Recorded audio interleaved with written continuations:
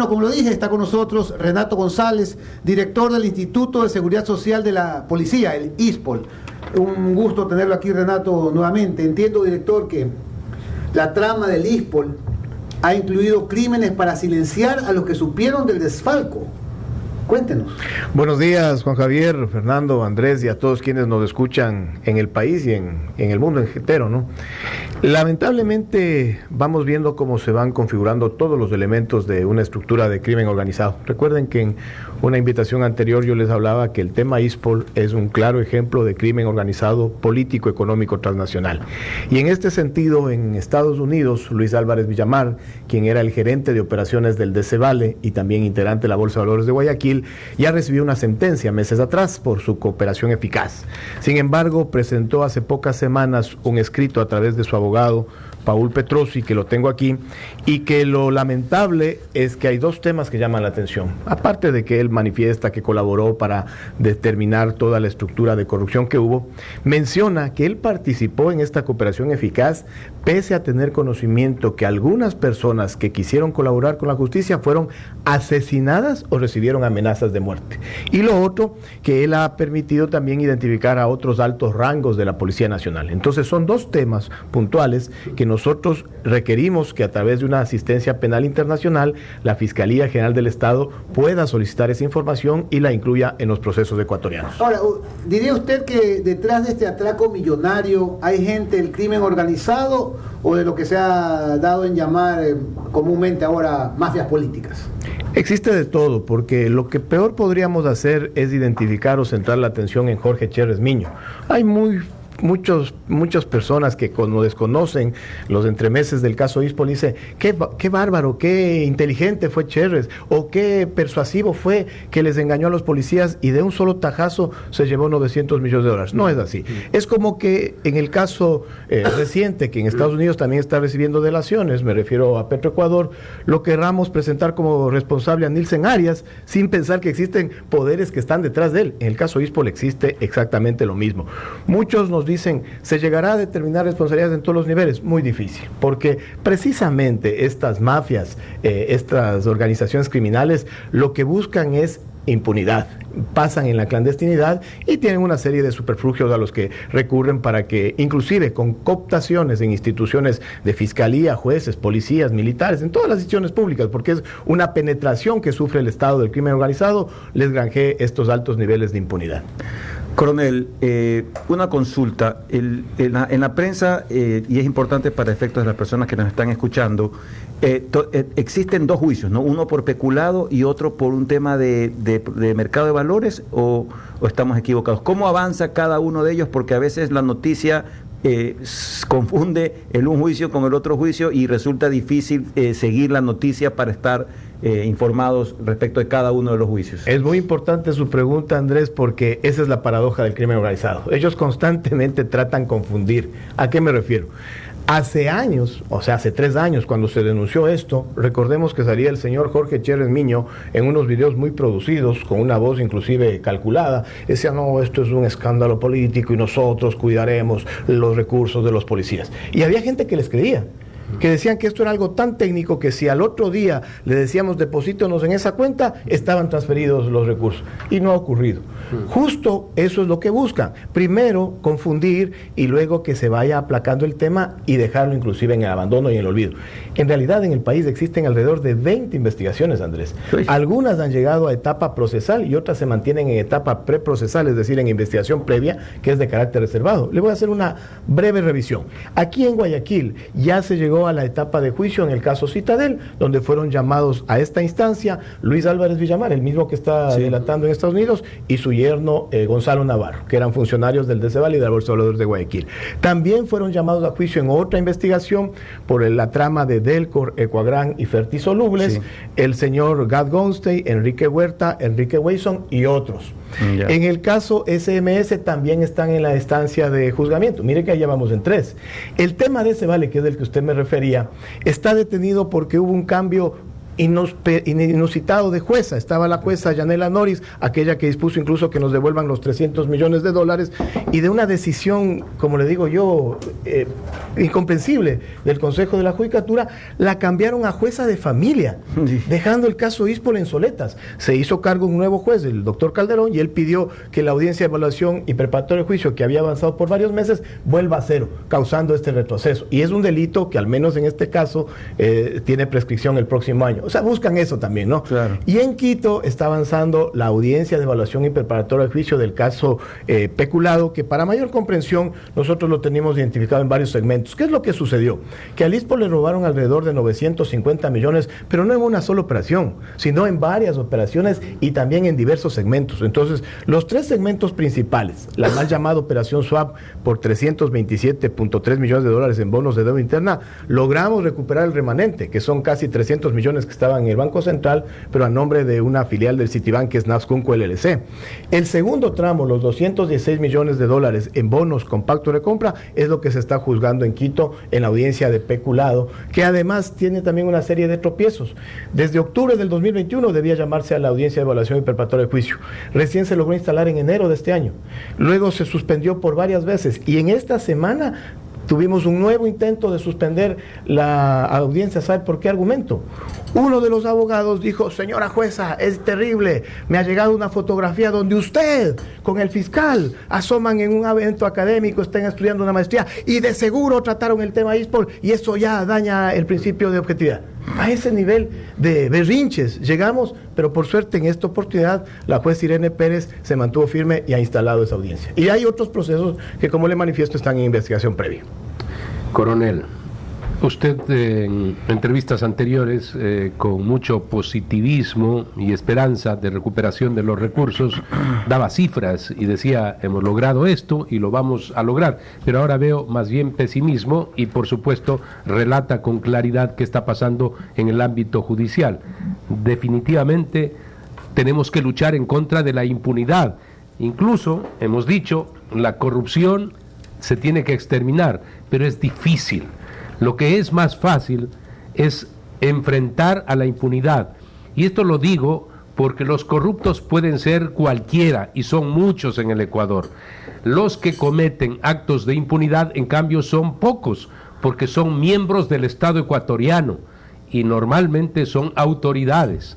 De tal manera que si no luchamos contra esos poderosos, que son autoridades, que son los que cometen este grave daño para la sociedad, que es la impunidad, entonces estamos perdidos. Y es ahí en donde personas como usted, con la frontalidad, con el argumento que siempre ha esgrimido, puede hacer algo para luchar en contra de quienes, por ejemplo, quieren que se prolonguen estos procesos para que luego simplemente prescriban y ahí se queden con el dinero y aparezcan en los clubes, ¿no?, dándose abrazos con los presidentes o con los compadres o con esto y con lo demás. Y así viva la fiesta. Eso es el Ecuador, pero debemos impedir que continúe, ¿no?, esa rutina.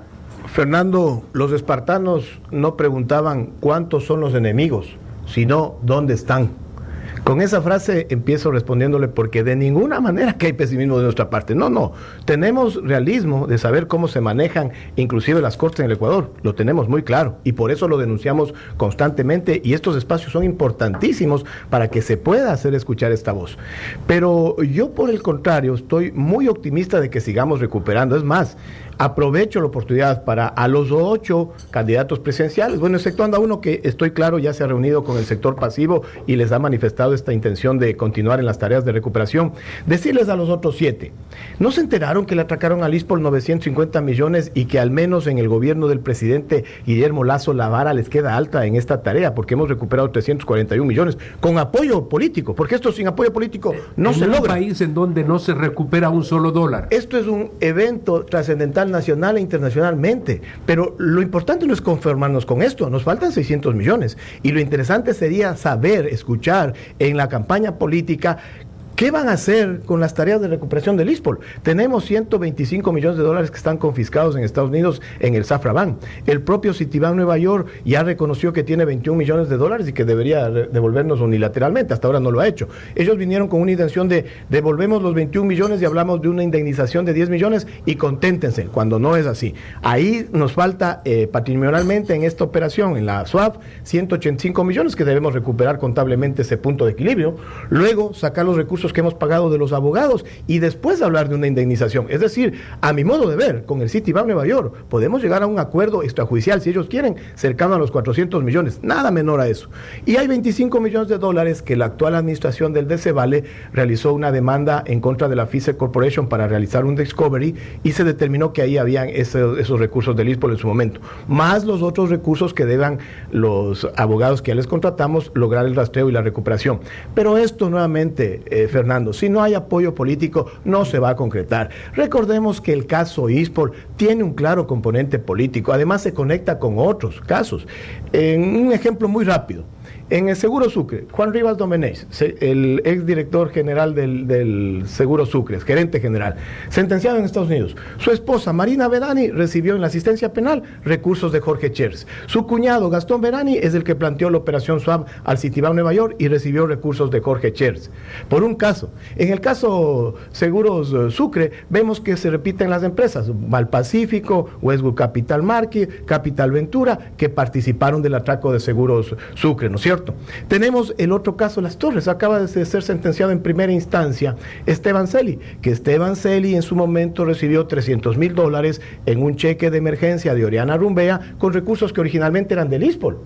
Tenemos el caso de Álvaro de Guzmán, que está sentenciado en el caso Las Torres y que es quien nos endosó una hacienda que vale catastralmente 3 millones en 14.8 millones de dólares. Y en el caso Miami Boys, en Estados Unidos, Ernesto Wayson, que es familia de Enrique Wayson, del que les acabé de manifestar en el caso de Goldstein, están sentenciados asumiendo su responsabilidad. Entonces, ¿qué vemos? Hilos conductores. Pero no solo eso, mire, yo tengo aquí documentos que a veces la gente y la memoria es frágil. ¿Qué tengo aquí? Un cheque. Un cheque. Usted lo puede revisar. Ahí está para que lo puedan ver. ¿De qué cuenta sale? Sale de cuenta de otra persona inclusive. Ahí está un nombre, permítame leerlo. Sí. Dixon Estrada Lugo. Pero la firma autorizada es de Jorge Chers Miño. ¿Y a quién está dirigida? A la señora María Paula Christensen. Ya nos olvidamos quién es ella.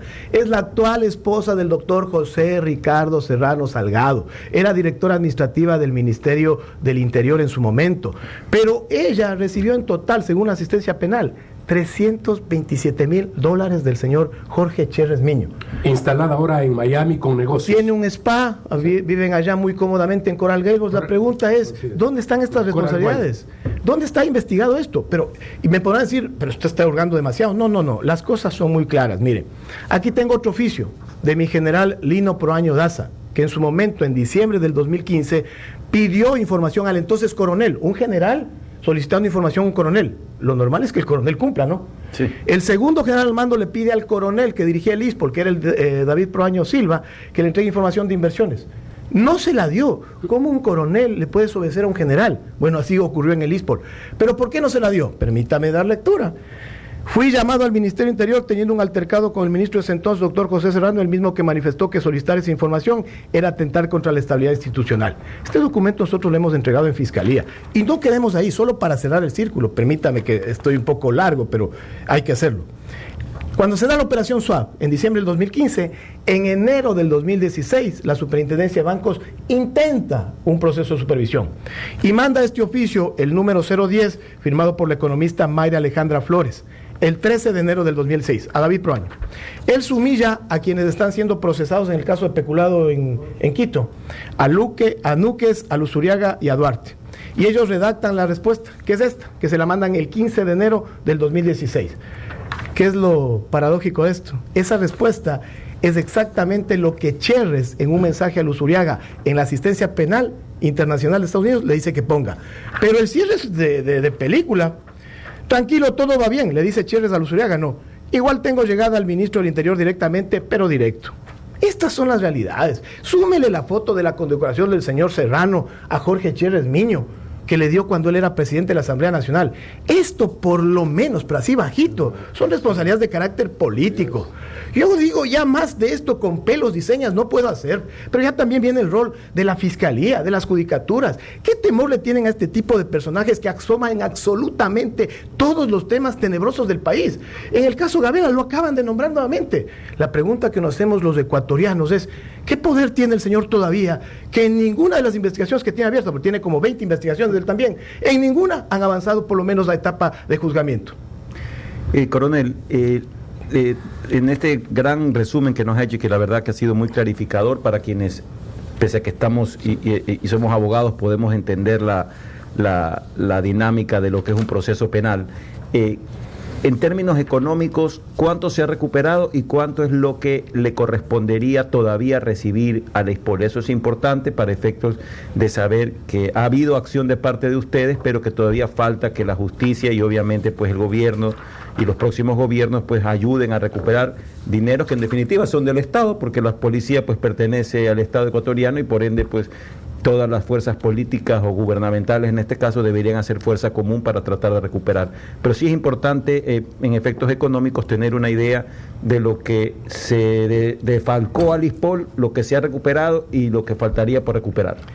Andrés, cuando nos hicimos cargo del ISPOL tenía un hueco patrimonial de 950 millones de dólares, que es todo lo que está aquí detallado. Si eso se refería a una empresa, técnicamente estaba quebrada, porque le faltaba el 60% de su capital. Pese a eso, logramos maniobrar, hemos tenido sí la sensibilidad y veo que su próximo entrevistado es el economista Pablo Arosemena, es una de las personas que debemos agradecerle, igual que al doctor Simón Cueva, que cumpliendo la disposición presidencial del señor Guillermo Lasso Mendoza, nos dieron prioridad en realizar las transferencias de los aportes patronales y personales, lo que nos permitió en primera instancia recuperar liquidez. Era trágico, cuando en mayo del 2021 teníamos en caja solo para pagar 2 meses de pensiones, para mayo y para junio, no teníamos para más. Esta transferencia oportuna y prioritaria que hemos recibido de recursos, que le permitió inclusive reducir la deuda del gobierno con el ISPOL de casi 370 millones a aproximadamente 120 millones, que es algo manejable. En primera oportunidad, ¿qué nos ofreció? El devolverles créditos a nuestros asegurados y darles la tranquilidad de que tenemos provisiones para pensiones en un semestre, que es algo prudente financieramente. Pero hemos recuperado 341 millones de dólares. No es una cifra menor, Andrés. Es un referente nacional e internacional de recuperación, en este país al menos, donde nunca se recupera nada. Pero no estamos satisfechos, tenemos que seguir recuperando los 600 millones que faltan. Y sí requerimos no solamente de la voluntad de quienes estamos en el ISPOL o del apoyo del mando institucional, que sí nos lo han dado. Mire que 3 comandantes generales han ratificado al equipo en el ISPOL y los señores ministros también. Requerimos el apoyo político, diplomático en su momento, pero también que las cortes hagan su trabajo. No puede ser que llevemos 3 años en Ecuador y no exista un solo sentenciado. Si bien es cierto, varios de los encausados están en esa condición por la justicia norteamericana, pero también hay personajes que usted los ha nombrado aquí que viven en los Estados Unidos y que emiten a través de Twitter o de redes sociales pronunciamientos sobre el Ecuador, y son las personas pues que han manejado todo esto. ¿Qué se puede hacer con el gobierno americano precisamente para que esas personas que están de una u otra forma involucradas, como usted lo manifiesta, y a lo mejor pueden hablar y hacer que las cosas se aceleren para la recuperación total a través de los Estados Unidos, que les ha dado cabida, ¿no?, para que habiten en ese país? ¿Qué es lo que se puede hacer? Attention, Mr. Fitzpatrick, en primer lugar, ¿no? O sea, tiene que tener coherencia el gobierno norteamericano. No nos pueden hablar de lucha contra la corrupción y que suceda lo que usted manifiesta, pero si no solamente estos personajes que he nombrado. Carlos Poli en su momento estaba muy plácido en Estados Unidos, ahora está siendo judicializado, pero así hay una serie de personajes. Gal Goldstein está en Estados Unidos todavía, Enrique Wayson está todavía en Estados Unidos, tenemos estos personajes que ni siquiera son investigados, pero no es solo el problema de Estados Unidos. Preguntémonos, ¿qué estamos haciendo casa adentro? Mire, el organismo de control por excelencia de las inversiones del ISPOL es la Superintendencia de Bancos, donde están por lo menos responsabilidades políticas. Mire que no quiero entrar ni siquiera en el terreno penal. Responsabilidades políticas de quienes ocuparon esa distancia. ¿Sabe quién era? El abogado Pedro Solines, que ahora es alcalde de Milagro y hace pocos días acaba de ser electo presidente de la Asociación de Municipalidades del Ecuador. Él ¿Dónde está la responsabilidad, por lo menos política, del señor Diego Cruz, que también estuvo en la superintendencia de bancos, del señor Diego Martínez, que estuvo en el Banco Central cuando esta operación del ISPOL, que perdió 327 millones, fue registrada manualmente? ¿Sabe dónde está el señor Diego Martínez? Trabajando en el municipio de Quito. En este país vemos a otro lado, pero es que este país es de locos. Discúlpeme que me meta, pero sea muy frontal y muy claro. Tenemos a un delincuente cumpliendo sentencia, que llegó a ser vicepresidente haciendo campaña y le aplaudimos. Y tenemos a un delincuente prófugo que llegó a ser presidente, que se cree en la capacidad moral de cuestionar la tesis de la fiscal general del Estado. Es todo el mundo al revés. Aquí resulta que los buenos terminan siendo malos y los malos terminan siendo buenos y no ponemos las cosas en orden. ¿Dónde están los recursos del ISPOL? Faltan 600 millones y hay gente que lo sabe, pero sobre todo la justicia, el sistema de justicia ecuatoriano tiene una deuda enorme. Usted como abogado lo sabe, Andrés. El llegar a una sentencia es un camino tan, pero tan largo que a veces la gente desiste. Debe tener una investigación previa que puede durar 2 años. Ahí contar con un fiscal decente que investigue bien. Luego ese fiscal reunir los elementos de convicción para presentarlo ante un juez para ver si pasan o no a juicio. Si pasan a juicio de los 3 jueces, por lo menos 2 decentes que lo sentencien, y recién tenemos primera instancia. Y luego viene la apelación, que también deberíamos contar con 2 jueces honestos que lo sentencien. Viene la tercera instancia informal, que en el país se llama la casación. Y luego de perder eso, que deberíamos jurídicamente sentirnos satisfechos como sociedad y decir, está ahí sentenciado, Corte viene un juez, oiga, me está olvidando la acción extraordinaria de revisión inclusive, ¿no? Pero, ¿qué es lo que sucede? Ahora viene un juez constitucional de primer nivel y de un plumazo se manda hasta una sentencia de la Corte Nacional de Justicia y dice, pobrecito, no le están atendiendo su hipertensión y que salga libre. ¿O estoy mintiendo, Andrés? Una pregunta final, señor director, y es de un oyente. ¿Cuál es la autoridad con nombre y apellido que debería dar apoyo para esa recuperación de dinero que está en bancos de Estados Unidos, Safra y Citibank? El presidente de la República, como lo ha hecho en su momento el señor Guillermo Lasso Mendoza, constantemente él nos ha recibido en Carondelet, nos ha dicho cuenta con nuestro apoyo, si un momento Ivonne Baki, que es nuestra embajadora, tiene que intervenir, tiene que hacerlo. Aspiraríamos, Juan Javier, que quien resulte electo nos dé el mismo apoyo, pero me llama mucho la atención que ninguno lo refiere en la campaña, y eso ya es un mal síntoma, ¿no? Algo pestilente está cosiéndose por medio. Bueno, solamente sí. Lo de Cherres. Cherres hay un pedido de extradición para Cherres. ¿Qué ha pasado con aquello? Cherres está radicado en México, está entregado el pedido de extradición de la Cancillería ecuatoriana cuando estaba al mando de Juan Carlos Holguín a la Cancillería mexicana. Eso nos advirtieron que puede llevar 18 meses, pero nosotros preferimos que sea trasladado a la justicia norteamericana. Ya está declarado prófugo. Yo preferiría en lo personal que los mexicanos lo extraditen a Estados Unidos, le investiguen, saquen información, le sentencien y luego lo manden. Porque si viene al país, va a pedir trato igualitario con los otros procesados que solo tienen presentación periódica y provisión de salir del país, es decir, va a cambiar las playas de Cancún por canoa. Y en el país será asambleísta. Tranquilamente. Gracias a Renato González, director del Instituto de Seguridad Social de la Policía ISPOL. Bueno, se acercó el día de